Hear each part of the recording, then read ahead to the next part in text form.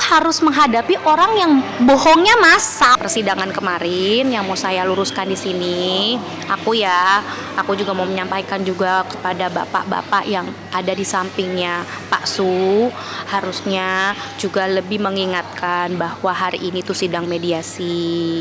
Harusnya beliau datang karena menurut chat juga katanya kita selesaikannya secara mediasi. Bahkan media juga sempat kan mempertanyakan, oh ya saya kan nanti akan lewat proses mediasi, ya berarti dia menyetujui mediasi. Saya ikutin aja, saya cuma disuruh ini aja ngurusin untuk operasional ATK memenuhi gugatan pertama aja biar cepat selesai gitu ya. Sebenarnya udah sepakat, tapi kok pada praktiknya malah tidak sesuai. Pada praktiknya ya pemirsa, kok malah terjadi mediasi tidak dihadiri, padahal jauh-jauh hari sudah bilang. Ngapain sih mediasi lagi? Kalau memang mau cerai ya sudah, pembuktian aja di muka persidangan, seperti itu loh. Jadi justru ketidakhadiran Indra itu supaya proses perceraian yang diharapkan, yang dicita-citakan oleh istrinya itu menjadi lebih cepat, lebih baik, lebih segera ada keputusan yang bersifat inkrah yuridiksi tadi dan final and binding. Jadi seperti itu aja udah. Clear tuh. Jadi Pak Su itu emang terbiasa mengunduh aplikasi-aplikasi jodoh, biro jodoh, dan game online, dan dia tidak memakai nama asli, dia pakai nama fiktif, misalnya Alvaris Gunawan, misalnya gitu. Nah nanti perempuan-perempuan tersebut dicat sama dia satu persatu untuk kenalan. Jawabannya, itu siapa? Enggak, itu bukan aku, dia bilang gitu. Dan waktu itu almarhum ibunya pun juga sempat menengahi. Jadi jangan pikir ini belum pernah dimediasi. Ibunya pun juga malu. Setelah viral, banyak cewek-cewek yang nagih pembayarannya ke aku. Gimana dong? Kena pembayaran gimana? Pernah main tapi lupa bayar. Gimana sih? Astagfirullahaladzim. Sekarang kalau mau Indra benci sama aku silakan. Ini aku nutupin ini 9 tahun loh. Bahkan bestie aku jadi musuhin aku gara-gara aku nikah sama dia. Aku pernah ditidurin suami kamu tapi suami kamu lupa bayar. Astagfirullahaladzim. Nah suami aku bilang, mana bukti kasihan lah si perempuan itu. Perempuan itu rusak mental pasti. Kalau kayak begitu gimana rezekinya mau lancar?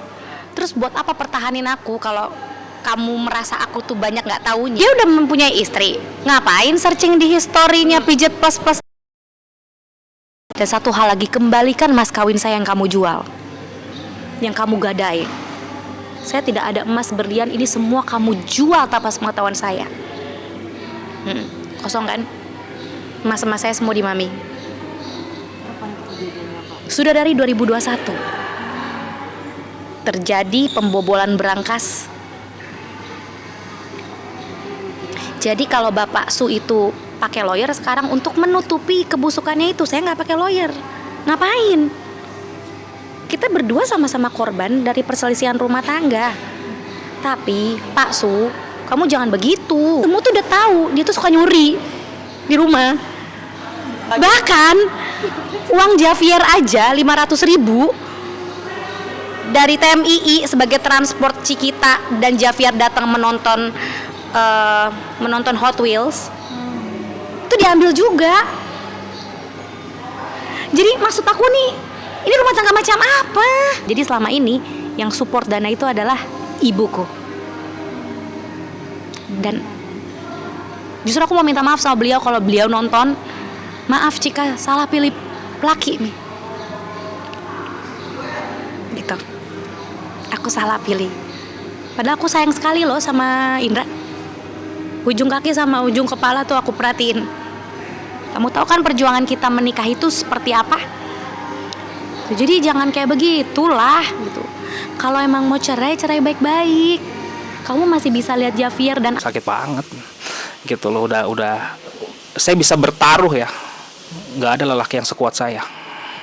Bisa bertahan menghadapi berbagai macam intimidasi, hujatan selama 4 tahun, cacian, makian, rendahkan, sampai akhirnya kekerasan berkali-kali, dan masih bertahan selama 4 tahun.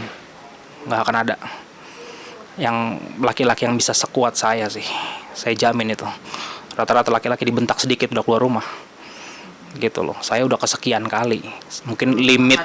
Ya, saya berusaha untuk turunin ego saya paling bawah cuma demi anak dan demi keluarga pada dasar. Saya hanya mengatakan suatu kebenaran kan. Jadi kan abang saya bilang kalau kebenaran itu harus diungkap. Nggak boleh kebenaran itu ditutup-tutupin. Gitu kan ya, saya hanya mengungkapkan kebenaran itu aja. Udah mulai terjadi saat 4 tahun terakhir lah ya. Itu udah mulai udah mulai berlangsung saat 4 tahun terakhir sih ya. Intimidasi, penghinaan, cacian, sampai akhirnya kekerasan. Itu 4 tahun terakhir gitu ya. Dan berapa kali jumlahnya saya juga nggak ingat, tapi pastinya udah lebih dari 3 kali. Maksudnya kalau nggak sanggup, lebih baik Pak IAR itu jabat tangan papi mengembalikan putrinya, maksudnya gini, mengembalikan aku kepada ayahku, kan enak. Sampai sekarang dia nggak mau. Ini ada aku saksinya. Ya, kemarin waktu itu kan kamu Ya, minta udah disuruh jabat tangan. jabat tapi tangan.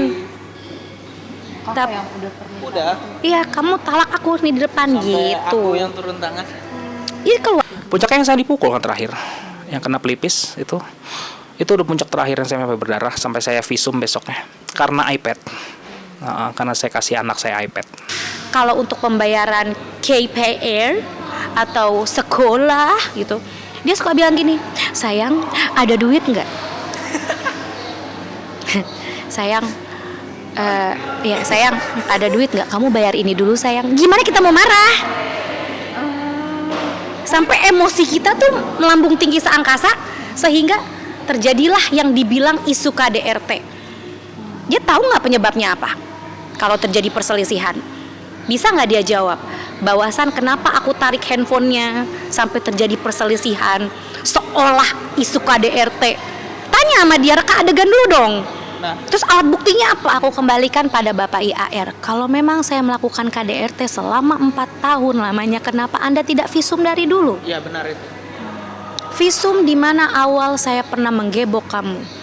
Visum langsung 4 tahun yang lalu kan bilang, makanya hati-hati kalau ngasih statement ya, itu harus benar, Indra. Apapun persoalan iPad tadi, persoalan perselisihan apa tadi, lahirnya undang-undang yang mengatur tentang perlindungan orang yang berumah tangga itu, dalam kekerasan rumah tangga itu tidak boleh dilakukan apapun alasannya. Ya. Terus kalau persoalan iPad boleh mukul orang. Itu. iPad-nya buat anak sendiri lagi. Ya kan? Gitu loh. Oke, apapun alasannya tidak boleh melakukan satu tindakan kekerasan di dalam sebuah rumah tangga itu. Tidak dibenarkan. Nah, maka karena ini kan perlindungan negara, hak asasi juga dilindungi toh. Nah, walaupun saya tahu bahwa kekerasan itu sering sebenarnya dialami oleh kaum hawa itu, tapi ini luar biasa. Jadi Indra yang mengalami. Harusnya kan yang lebih penting ini dan itu. Berarti secara hukum kalau saya mau katakan, dia sudah ngaku itu. Udah itu aja. Pengakuannya sudah jelas kok. Berarti telah terjadi satu peristiwa hukum di mana ada kekerasan di dalam rumah tangga dengan cara unsur kesengajaannya terpenuhi, instrumennya terpenuhi, arasemennya terpenuhi.